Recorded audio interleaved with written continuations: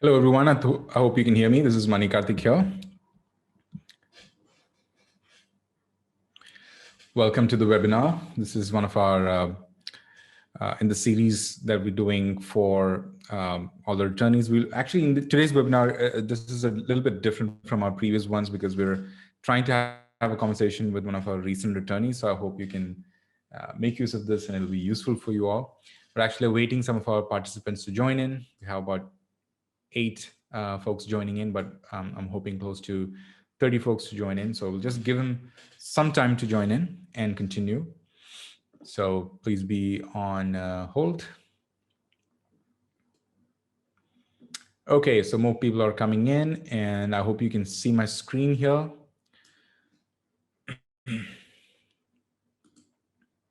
And my video feed, which is on. So, hey. Cool. So I think we can just get started because we have almost 1 hour ahead of us and would like to make most of the time. So yeah, welcome everyone to the webinar. This one is being recorded, by the way, and will be posted on our YouTube channel. But in this webinar, we have a guest with us, Suman, who is from Hyderabad and returned back to Hyderabad on the 2nd of this month. So he's fresh off the boat and has a lot of insights to share with us, and a lot of experience to share with us. So we will be interviewing him, essentially asking a lot of questions about his whole experience and what he's been through and everything. And considering the, the situation that we're in with the pandemic situation that we're in, there are a lot of things that we can learn from him since he just made the move last week, essentially. So we will be getting to that. But before that, just a quick update from the community. So Back to India is almost close to 10,000 in terms of membership.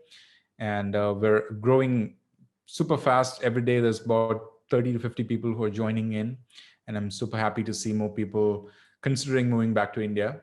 At the moment, there's a lot of questions being asked because of the particular situation that's in, and flights not being available, and the second wave apparently happening in India. So a lot of people are kind of apprehensive about the whole move back thing. So it's even more important to be there helping each other. So that's what I'm trying to do. And thanks all for your participation and chiming in. We do have a Telegram group that's open to everyone. We have close to about 800 users right now. So if any of you guys are not on it, I would strongly suggest you join it. I can paste the link in the chat box later on. But other than that, we also have a bunch of WhatsApp groups. We do have a main group as well as city-based groups, which are currently only available to contributors, but the main group is available for all. So that's also another place where you can ask your questions and get your doubts cleared before the move. Good thing is that a lot of people are like Suman are coming forward to share their experience. So, that's always good to, get the firsthand experience from them and learning from them. I moved back to India back in 2017 end, and I think most of you might know my journey, and I've been writing about it on the blog and everywhere else. So, that's one thing. But yeah, that's about it from the community. Super happy to have you all here. So without much ado, let's jump start. So Suman, if you're there, can you hear me? Emily, I can hear you. Perfect. Hey, welcome, Suman. Thanks for agreeing to do this. So like I was saying, Suman just moved to Hyderabad. He was in Memphis, Tennessee, and he spent almost 14 plus years in the US working in the IT sector. He was a software architect by job, by profession. And he moved back to India on April 2nd, which is very close. And he has his family with him, and they're all fresh off the boat and trying to settle in. He's also into farming, organic farming, and he's trying to do something cool there. So I was telling him that we do have a organic farmers or farming enthusiast group on WhatsApp, and he'll be joining there as well. I think some of you guys are already part of the group. So I'm hoping that he can do some interesting stuff there. So yeah, welcome to the webinar, Suman. Can you give a, maybe, I don't know if I missed anything, but can you give a quick introduction about yourself and where you're from and why you actually chose to move back to India? Yeah, thank you, Mani, for having me on the webinar. So I went to, basically, I'm from Hyderabad. I grew up in Hyderabad and born and brought up in Hyderabad. So, we have like settled in Hyderabad. So we have our own house and stuff like that. Went to US in 2007, did my master's from San Diego State, and then worked in California, San Diego, California for like a couple of years, and then got into consulting and moved pretty much like all over US. And finally, like before resigning, I was living in Memphis, Tennessee, working for St. Jude Children's Research Hospital. And from there, my wife was also working for St. Jude. And we were planning on moving back for a couple of years. And on 2020 is when we actually planned on moving. And we all know that COVID happened. So things got delayed a little bit. And finally, when things started to clear up a little bit, and as we were working for hospital, we got our vaccinations a little early compared to rest of the folk. So since we also got vaccinated, we thought like it will be a good time to move. We went ahead and bought our tickets and we moved. Um, and there are like few people who are asking uh, about the travel with pets. I was planning on getting my pet. Unfortunately, I couldn't, and things, I mean, were getting tougher and tougher, and it got a little tough towards the end. So I had to rehome my pet and move without my pet. That's an unfortunate thing, but yeah. But Got it. we were able to finally move to India on April 2nd. Got it. Got it. Uh, Sorry if you answered already, but I was trying to see what was the basic, like, what made you think about returning to India, all these 14 years when you were working in the US? Like, was there anything particular that kind of, got you into that mindset of, I need to move back to my community, move back to India? And what was that thought process all about? So I basically moved back for family reasons. And I have a younger brother who is still in the US, Okay. and being both the sons, I mean, like both the children away, like my dad retired in 2018, and after he retired, I mean, like until he retired, he had something to do like work purpose and stuff like that. But after he retired, he started to feel a little lonely.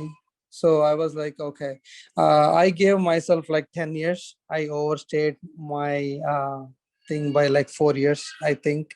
So I was thinking of like returning back around when my dad was going to retire so that I can spend more time with him. And another thing Got it. was like I have kids like 5 years and 2 years old. I wanted them to grow up around grandparents. So that was Got it. like the main motive for me to move back. Got it. Got it. That makes sense. That actually relates to a lot of folks who made the move for personal reasons, and you can't really put a number or a value towards that. Usually, it's because of aging parents or wanting their kids to live in the Indian ecosystem. So yeah, that makes sense. Thanks a lot for sharing. Um, so you moved back to Hyderabad. You said you were born and brought up as well in Hyderabad. Uh, did you consider even other cities like Bangalore or other Pune or other cities like that, or were you right from the start fixed on Hyderabad? Uh, I considered Bangalore because, like, before moving to St. Jude, like, I was working for Cerner Corporation, and they are headquartered in Kansas City, Missouri, but they also have a big presence in Bangalore. So I was thinking of transferring to Bangalore, but before, I mean, like, opportunity presented for myself and my wife. So we moved to Tennessee, and the St. Jude doesn't really have a presence in India. So at that point, like Bangalore Okay. option, Bangalore wasn't an option at that point because I can't. I mean, maybe for like couple months I can work from home, but I have eventually I have to go back to Bangalore, and that was not an option for me because I wanted to stay closer to parents. Got it. Got it. Tell me a little bit about what's happening in Hyderabad. I find a lot of people saying good things about it, and I myself have seen a lot of activity, especially in like in the the startup space or the IT sector, so to speak. What is your understanding? I know that there's a huge difference between when you left Hyderabad versus where it is now. So for others who are probably contemplating moving back to Hyderabad, if you can give us an idea about where it's standing right now and what are the opportunities lying ahead, that'll be great. Yeah, so I don't know if I can answer the entire, uh, if I can present the entire picture of Hyderabad, money, Sure. because as I'm still learning about it, because it's been Okay. so many years, right? And Right. things changing quite a lot. And day by day, like the startup scene is growing, and like bigger companies like Amazon, Facebook, Apple, and Microsoft already, I mean, always had presence here for a while. And Right. other companies are growing, coming here and setting up. Google has a good presence as well. And Got it. all these companies, think at this point, they, I don't know for sure if they own, have like the buildings that they are in are owned by themselves, but Mm. like the company, or the government, like state government, has allotted a whole lot of space for them to build like Mm. big offices or like campuses, so they can Mm. accommodate more people. So I know for sure that Amazon data centers are being set up in different parts of the city, and Apple got, I believe, 25 acres. I don't know if that number is accurate, but they got like a big chunk of land where they are going to build like a big, huge campus. So the Mm. companies are getting like uh, lands here in Hyderabad to set up like permanent offices, because there is a lot Got it. of scope here in Hyderabad, and the land, Got it. like the land price is cheap compared to rest of the cities. Got it. Got it. Cool. Let me switch back. So, how was your whole preparation like? Like the moment you made the decision, like, you mentioned you wanted to move back in 2020, but that didn't happen. So, was there any particular checklist or things to do that you went through that you want to share with others? We try to keep updating that one checklist that we have. So, what was the items on your checklist? Like, how was the whole process sequentially? If you could, I know I'm putting you through a lot, but if you could just share whatever comes to your mind, that'll be great. Yeah, so I started off basically with the checklist that was shared in Return to India WhatsApp group. And I saw, and I went through the list and saw like which things apply to me and which doesn't. So basically, I just there were not too many things on my list, because I Okay. was homeowner, but I Okay. sold off my home like on a year before, so I didn't have to worry about that. The only like big things that I had to worry about was like my cars, and so I sold them like 2 weeks or 3 weeks before The my move. move, and I took care of like the How did bank you of do it, if I stuff may like ask? that. Was it like CarMax or private sales or?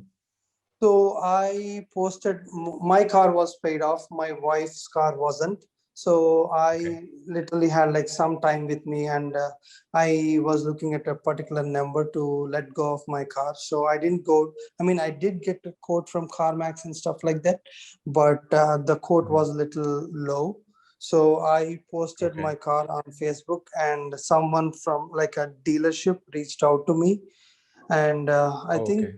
uh, if it is a big ticketed item, you can boost it. So Facebook, I boosted my car posting for about $3 for 3 days, or like two Oh, days okay.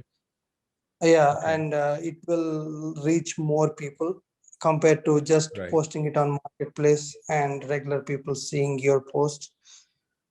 Right. Was it just a So post you made, or was it an actual classified listing on the marketplace that you boosted? yeah, it's a classified listing on the marketplace, and I boosted it for like 2 or 3 days. Got it. Got it. The And the dollar a dealership day. bought the car. So yeah, dealership Got got it. out. I had to, I mean, the dealership was like about 1.5 hour from our away from me, but the whole process Okay. was very smooth because everything happened on the phone. He just asked me a Nice. bunch of questions. I replied back, and then he wanted to see some pictures, specific pictures about Okay. the tire thread and stuff like that. So I sent him the pictures, and I took the car to him. He made the checkout already, and the whole process went very smooth. Nice, nice. And that's actually smart, because a lot of people who wants to, sell their car go through CarMax, because that's a very quick and easy process. But this is Mhm. this is interesting to know. Maybe we'll try Yeah, this and in the when group. it came Great. to my wife's car, right? Like she took a quote from CarMax, Carvana, and also Vroom, and apparently, Okay. like Vroom gave us like the better price among all. So we went with Okay. Vroom, and they shipped the documents overnight, and we had to sign them and then ship them back via FedEx Oh, overnight ship. so you Yeah, weren't the even whole meeting anyone. It process. was completely I'm nice, sorry, Mani, what nice. was it? That's good to Sorry. know. No, I was just saying that there wasn't you weren't even seeing anyone physically. It was all done online or through the post and Yeah, document send yeah, over most mail and of all it, that, yes. right? And they Gotcha. sent a guy to pick up the car, and they came to my apartment, and I he see. picked up the car. Got it. Got it. Interesting. Cool. So we have some questions being asked in the Q&A box. So if any of you guys who are listening, other than the questions asked currently, feel free to post your questions there. We'll take them in between, taking short breaks. So we do have 3 questions right now. I probably will take one question from it from Tapish Kumar. He's asking, I would like to know about how you transferred money from US to India. I'm in the UK and would like to know how to manage it. Do you have an answer to that, Suman?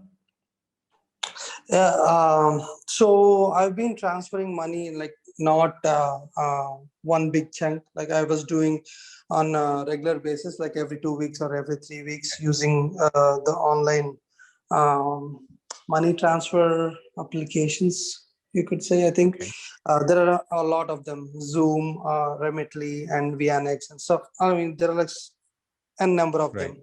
So I Right. started using them and started sending the money over since like last 2 to 3 months ahead. Right. Understood. Understood. That's actually clever. And by the way, that question was from Anjali Apte.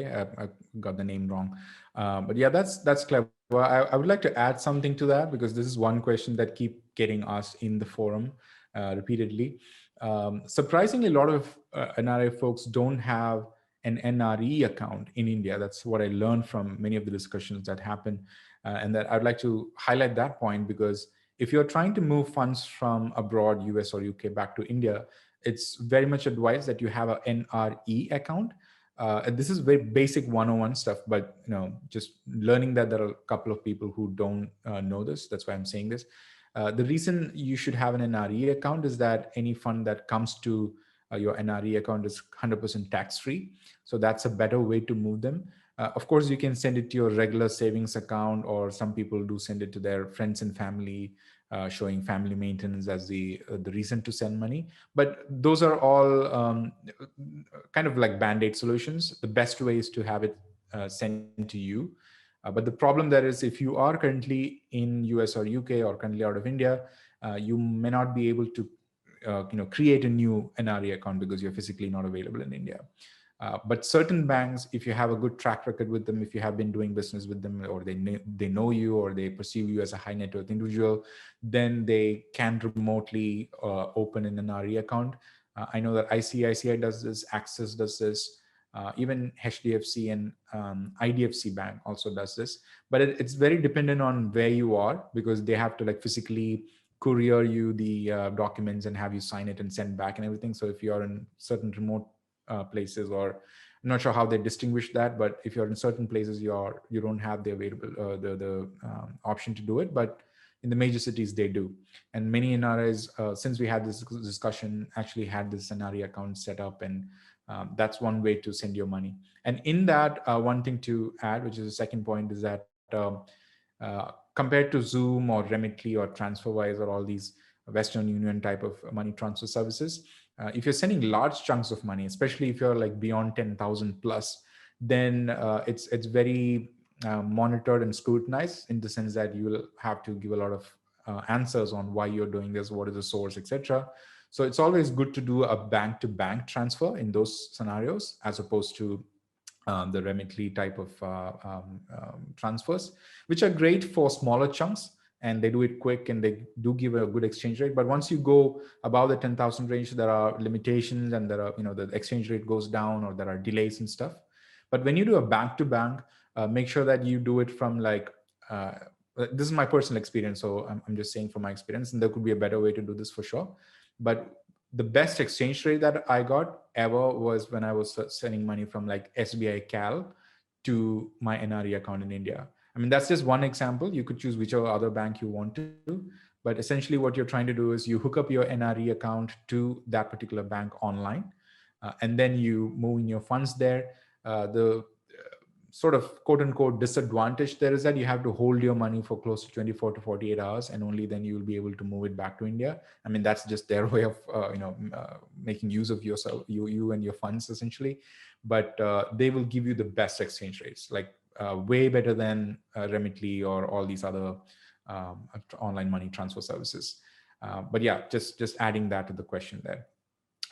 One more question from Tapish Kumar. He's asking, I would like to know about the cost of living in India, especially Mumbai, Bangalore, Gurugram, Hyderabad. I'm assuming living an expat. I'm assuming living an expat community for initial period. Suman, did you have any inputs on that, or do you want me to take it up? Hey, Mani. I mean, Hyderabad is so spread out, right? Like it depends on the cost of living. I mean, when it comes to like paying rents and stuff like that, it basically depends on the area that you live in. If you're living close to your workplace, which is pretty much like the financial district or the high tech city where most of the companies are situated, the price is a little high. But if you are able to travel and if you are able to live in the other parts of the city, then the price significantly goes down. Exactly. Yeah, that's exactly what I was trying to say as well. A lot of people compare US to India in terms of cost of living through like, a standard grid kind of a format, right? Like, for example, California, this particular area is, it's a very transparent data is available on the net. You can check out the neighborhood and get the idea, but that's not the case with India most of the time. The factors that decides the cost of living in India is stuff like, would you prefer to live on your own in a house, or is it going to be a gated community? Are they going to be, is it a secure neighborhood? Things like that. And then whether it's a 2 BHK, 4 BHK, obviously, those are the things. But it's very different. Like, for example, if you say Bangalore, the heart of Bangalore is at one price, and just if you move 15 minutes or 30 minutes away, then it's a completely different area. The prices are completely different. So it's very difficult to draw a median and make it simple. So you have to actually dig into which area you'll be looking into, what community, whether it's a gated one, which builder it is, and things like that. And of course, the other obvious things like what kind of a lifestyle do you have? Are you someone who goes out to parties a lot, or are you with your family? How many people are with you, and those kind of things, and that drastically changes the equation. And it's very different from the way it is structured in the US. In certain ways, it's same, but in most of the other ways, it's very different. So the one answer I give to a lot of people who ask about a cost of living is, figure out where you want to live, or where you'll be comfortable back in India, and then get the details about the place. And with those, it's easier to find out, as opposed to considering, Chennai, Bangalore, that way. But yeah, if you take a step back, then of course the metros are usually, I think it's very obvious. The metros are a little bit expensive, and if you go to the outskirts, it's less expensive. But I think that's very obvious. So I hope that's a good answer to that question. Um, Coming back to you, Suman, I know you moved back on April 2nd, and this is crazy times you are living in, lack of flights and precautions and documentation and everything. Can you take us through that whole experience you had? How did you prepare? Did you have, was your journey smooth enough? Did you have to carry documents that you had to present yourself with? What about the testing that you did? How, when did you do it, and how, when did you do it before the journey and things like that? Yeah, maybe. So my flight was on March 31st. I took the direct flight from Chicago, which to Hyderabad, which only runs, I think, at this point once a week, every Wednesday. So I was told that the COVID testing needs to be done within 72 hours of my flight time. So I went and took my COVID test on the 29th, and I was told that I will be receiving the results just a day after. So after that, so from Memphis to Chicago, it's about 8 hours. So I drove to Chicago, stayed with my friends, and I was waiting for the results. And what happened was, the results came, like my wife and my kids' results came, but my result got delayed for some reason, and they didn't tell me why the delay was. But the result that my wife got, they didn't put the time, the collection time. They put the date, but they did not put the collection time. And sometimes, like, people at Air India, or the people who are checking you in, they will be like very particular about the time. If they want to, like, question on pretty much every single thing, they'll just calculate the time, and they see that, okay, this collection time is at 29th March 0000, then you're like out of the window, and they'll just like make your life hell or something like that. So we called them back and then asked them to put the collection time, and apparently their system did not allow to put the collection time, and they don't make a note of when the collection, like what time the test was done for a particular patient. So that was a mess. So we had to, I mean, and another thing was, Air Do you, India, do you mind the flight sharing where got, did you take the test, Suman? Sorry to barge in, but yeah, no problem. I found a community center which was doing it for free. okay. So I went to the community center and got the testing done. And the RT-PCR is very particular. I mean, like the people, the Air India people and the people in India, they're very particular that the document that is given Yeah, after your test is done, it needs to mention that the test is RT-PCR, not right, just the PCR COVID test. right. Yeah, so while I was in Chicago, I tried to find, I posted on another group in Facebook, and got an answer that particular testing location does the testing, and they give the results within like 15 to 30 minutes. So I Okay. went to that location and got the testing done. Apparently, I mean, things had to happen, right? Hmm. Uh, every day, I mean, they never get that much of traffic, but apparently that particular day they had like so much traffic coming through, and one of the patients was a trauma patient. Hmm. So I had to wait literally like 2.5 to 3 hours in the parking lot waiting for them to call me. I But see. once they called me, the testing was done like very fast, and they gave me the results within 15 minutes. Got it. And Got it. they put the collection time and all. But one more thing was, the doctor, instead of, I mean, it's a typo. whatever they printed using the system was accurate, but whatever he was filling with his hand, he filled everything correct for my wife and my kids. But when it came to me, he put the date as March 13th instead of March 31st. Oh no. Okay. Yeah. And it was like right on the first page.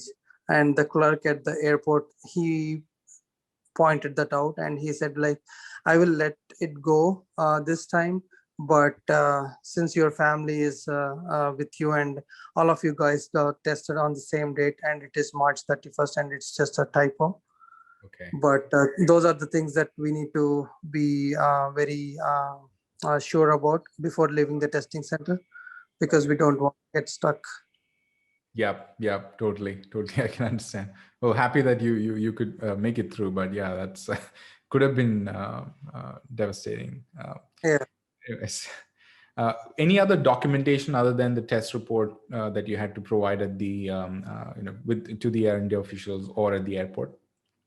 Right. Once you get the testing document, right, you need to upload it on Air Suvidha Okay. and fill in the self declaration form and print out the self declaration form, like 4 copies of the same self declaration form. So I had to carry the test results and the self declarations forms with me. They will give you like 1 copy, 1 form to fill in the airport, in within the plane, but they won't tell you that you are required to carry like 4 different copies of the same thing. Okay. So it's better to print it at home, like 4 different copies, and carry with you. And everywhere they ask you, you can just give it to them instead of sitting in the airport and filling it after traveling for like 15 or 20 Yeah. hours. Got it. Got it. That's a good tip. Thanks. um, cool. Let's go back to the questions in the Q&A box. Annalakshmi Ramaswamy is asking, why did you decide to sell the house? Will it be hard to maintain house through property management? I did explore a little bit about property management and all, but I was not sure if that was worth it. And at that point, the market was pretty good, and for the price that I got the house and the price that the house was selling, I was making a little bit of profit. So I thought it's a best option for me to sell and then invest that money somewhere else. Got it. Got it. Yeah, a lot of people prefer, giving it to property management folks as well. I mean, that's a personal choice. But one of the things that they shared as an advantage was that, less headache. You can just basically hand it over to them and don't have to worry about documentation or any other problems that comes along with it. But at the same time, the disadvantage that you have to, pay them a certain X percentage of the income and stuff. So yeah, it's a personal choice, but there are options. It's up to you to figure out which one is best for you based on what your plans are, I guess. One more thing I want to add here, Yes, Mani, ma'am. is sorry to Sure. jump in. But if you go through traditional real estate agent, they take the entire 6%, right? And Mhm. they divide that between like the seller's agent and the buyer's agent, 3%, 3%, I believe. But I sold my through Redfin, and Okay. the entire percentage was 4.5%, because the Okay. Redfin only charges 1.5%, and they had to give the 3% to the buyer's agent, but it saved me 1.5%. But if the buyer is coming without an agent, or if the buyer is a Redfin agent, then Okay. the Redfin only charges you 3%. So you will save another 3% as opposed to conventional real estate agents. Got it. Got it. That's an interesting tip. Understood. Thanks for sharing. Mhm. Cool. Ashim Mohanty is asking, is there a growing trend in work from home jobs in India? I'll answer that.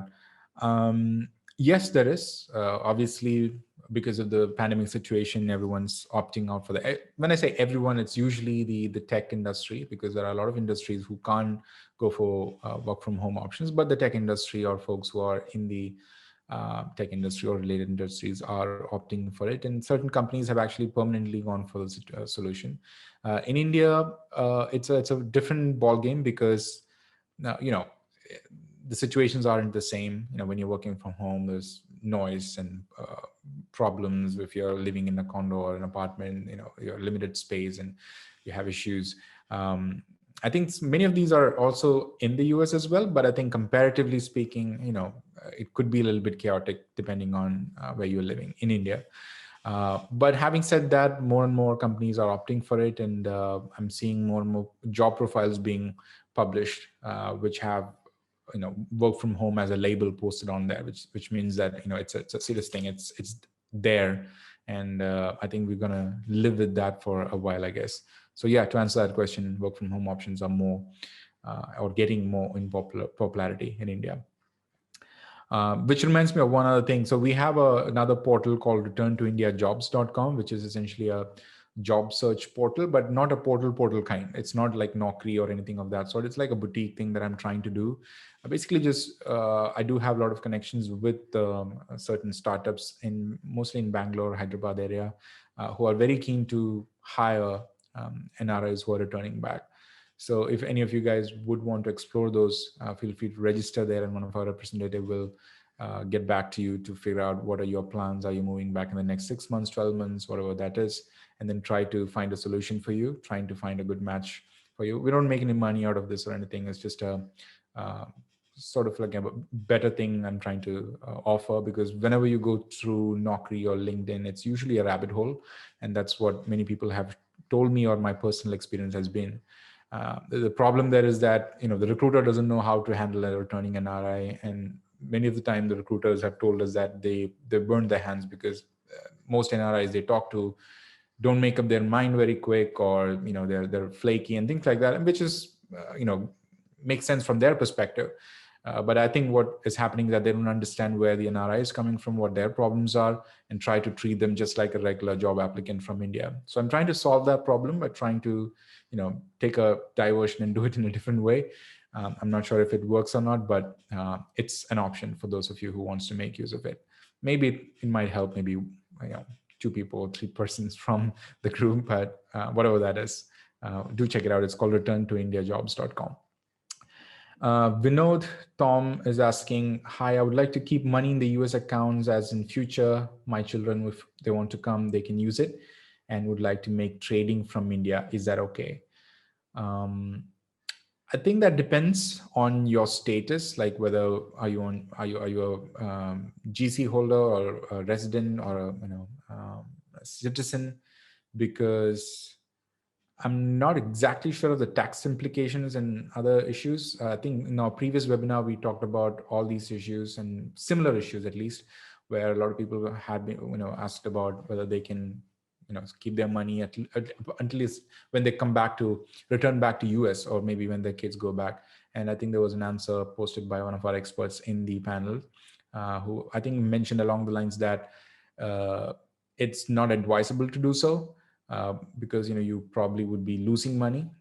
You could invest it in a better place, but if you want to keep it as a if that's the only option you have to give those or move those funds to them, then you can go for it. But then that depends on your status and whether you're actually allowed to do so. From what I understand, H1 folks or folks who are on temporary visa will have problems doing it, but I think if you're a citizen or a GC holder, it might be easier for you. So sorry if I couldn't answer that directly, but that's my answer to it. Suman, tell me a little bit about your future plans. Like, are you trying to take a break or look for jobs? I know you were working as a software architect. What are your plans there? What are you looking forward to in India? Yeah, as of now, I definitely want to take a small break. When I say small, it's probably like couple of weeks, and I did update my LinkedIn profile a little bit, and I keep an eye on what are the things out there. just to get myself, familiarized with job profiles and stuff like that. Things are a little different here in um, India when it comes to the responsibilities and stuff like that. Uh, Apart from that, I also plan on helping my father um, build his organic farming. I mean, not Hmm. like go do like farming and stuff, but on the marketing side of it. Okay, interesting. All in Hyderabad, or do you have plans to like The farms are about like 100 kilometers from where I live. There is Okay, one farm. There is another one in Vizag, like Vishakhapatnam. okay. So I also plan on helping out that farm as well. Awesome. That's brilliant. I see a lot of interest from folks to get into farming. There's actually a group, farmers group that we have where uh, there aren't many, but a few folks who are really interested and passionate about farming, especially organic farming. And there's one gentleman we interviewed a couple of weeks back. It's on our YouTube channel. His name is Richard Garg, and he was working with Microsoft, and he moved back to Haryana, I believe, and he started a startup which is trying to solve the farmers issue of not being able to sell their produce to people without going through the hassles of dealing with middlemen. So I forget the name of the startup, but it's a very interesting startup, and he's also personally into farming. And like you, Suman, his family too had the background and the agricultural background, and he's trying to explore that. So it's nice to see a lot of talented folks like you venture into farming and agriculture. I think that'll be a huge boost to India. So kudos to that. Okay. Cool. Did you have any insights on how to handle your credit cards and SSN? Because Ashwin is asking, what's the best way to handle credit cards and SSN before leaving the US? Do you want to chime in on that, or? Uh, I mean, I was told to freeze pretty much like close all the credit card accounts and freeze the SSN and stuff like that. I couldn't, the card payment for my wife's car was towards like the last day before we left US. So we had to leave some of the accounts open and things were like not closed in time. So we did not go through closing the all the accounts. We did close a few of them. We Right. didn't close all of them, and we did not freeze our SSN as of now. Got it. Got it. Yeah, I would say the same thing. SSN, make sure that you keep it, but you freeze it because of identity theft issues. There are online agencies that can help you with it. You just have to apply online and pay the fee online, and they would do the freeze so that it's locked and nobody's able to manipulate it and everything. The second thing with credit card is that, again, it depends on what credit card is it and what are you using it for and everything. But as a general rule, it's um, there are bigger questions that you should ask yourself. Are you going to be back in the US?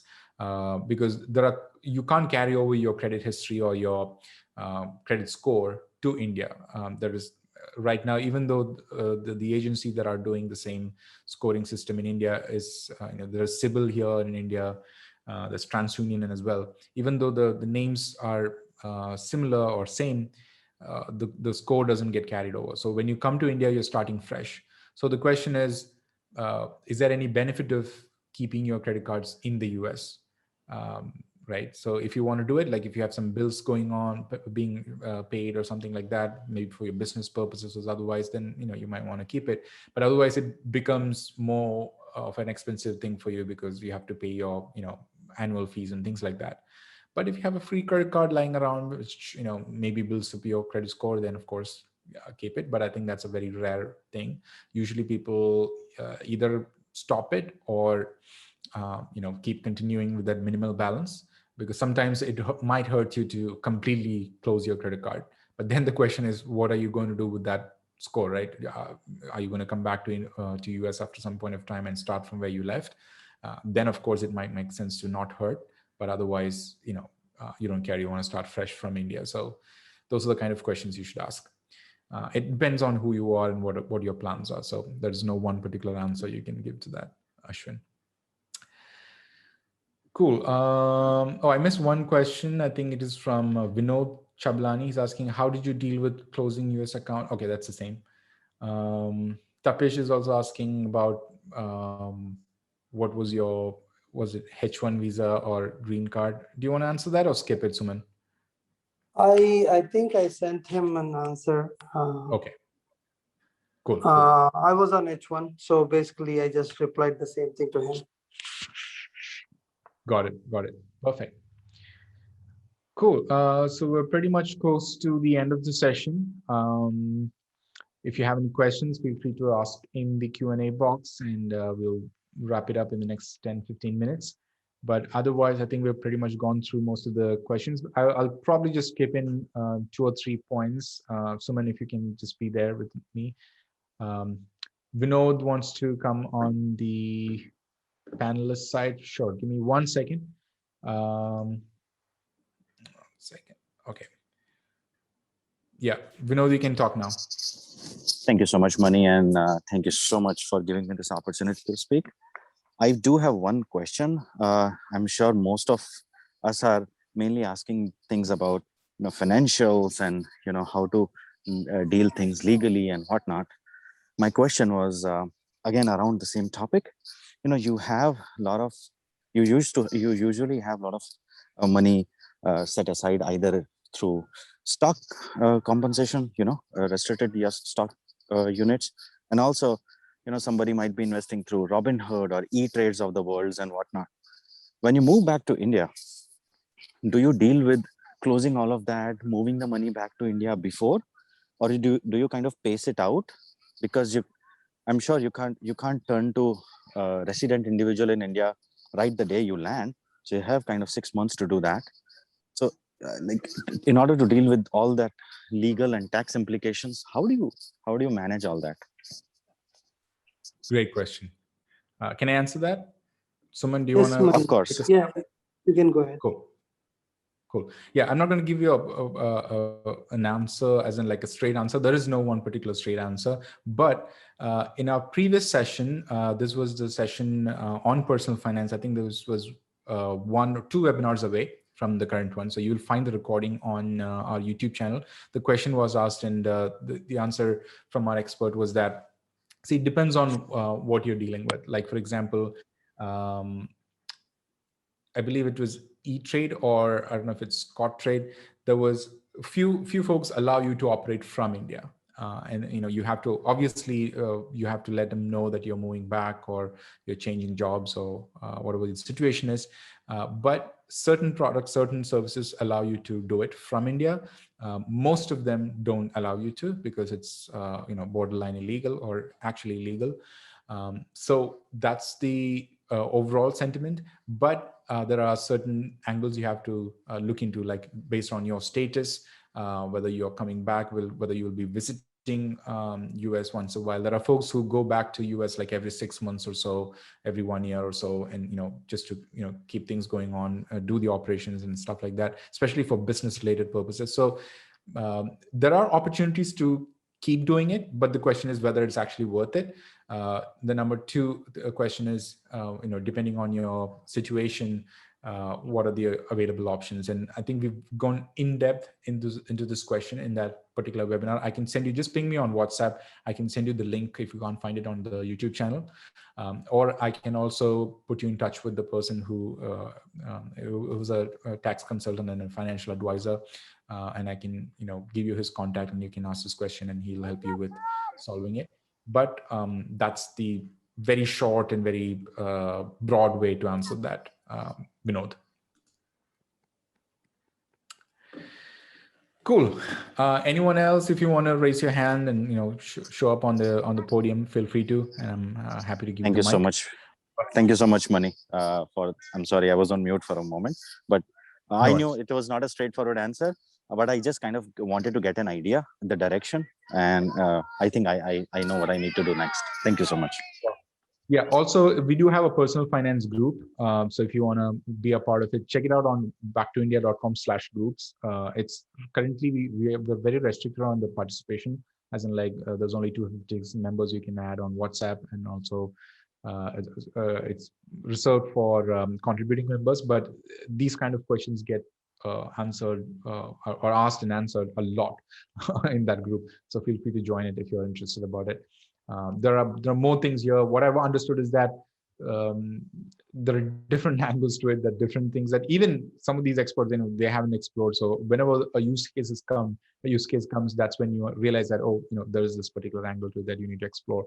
So it's very, the whole thing have been an eye opener for us, right? Even the last 2 years of existence, this community, a lot of things that we've learned on the fly, learning from people's experiences. So yeah, feel free to be part of that group, and I'm sure that you'll find the better answer to it. Cool. So we're pretty much wrapping up. Suman, thanks a lot for joining.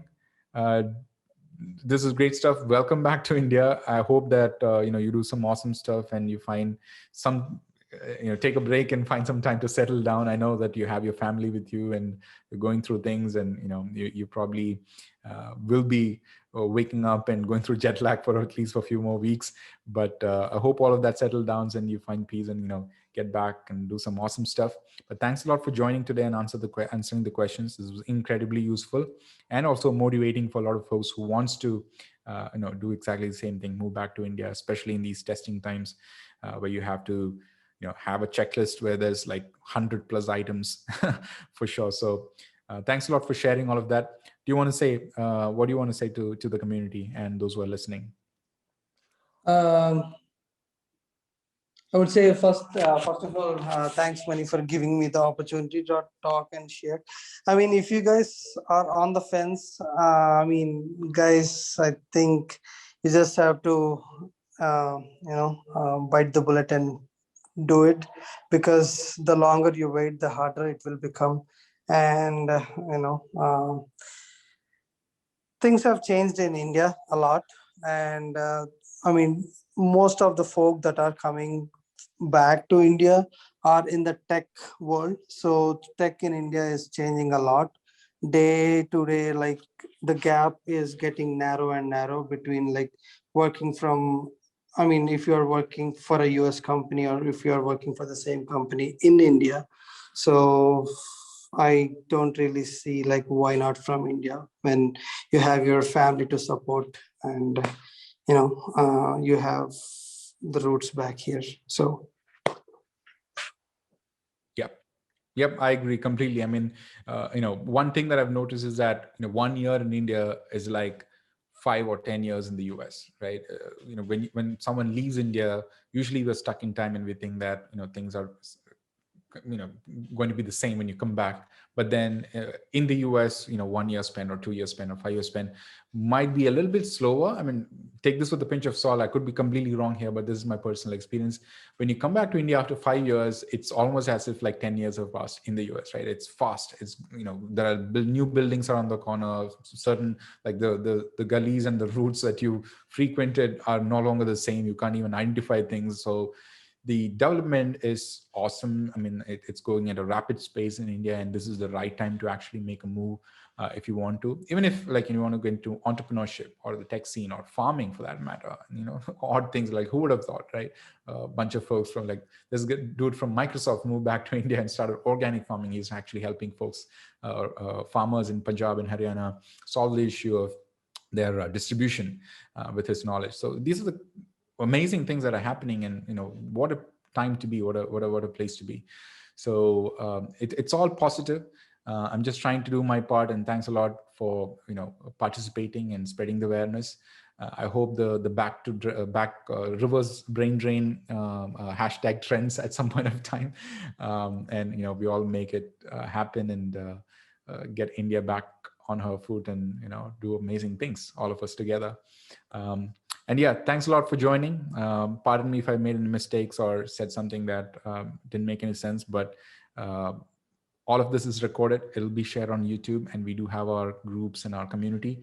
If you want to share or ask any questions or have doubts, backtoindia.com, that's the website. If you register there, it's free. You will get an invite into our Telegram group and our WhatsApp group. And also check out backtoindia.com/groups. And that's where you have your city-based groups. So feel free to join them as well. let me know. I'm pretty much available. You can look me up on moneykarthik.com, and you can ping me with any suggestions or whatever questions you have as well on a personal front. I'll be happy to help you. But thanks a lot again, guys, for joining. Have a great day. And thanks, Suman, once again for joining. It was great having you. Thanks, Manny. Have a good time, Cool. guys. Bye, everyone. Bye. Bye.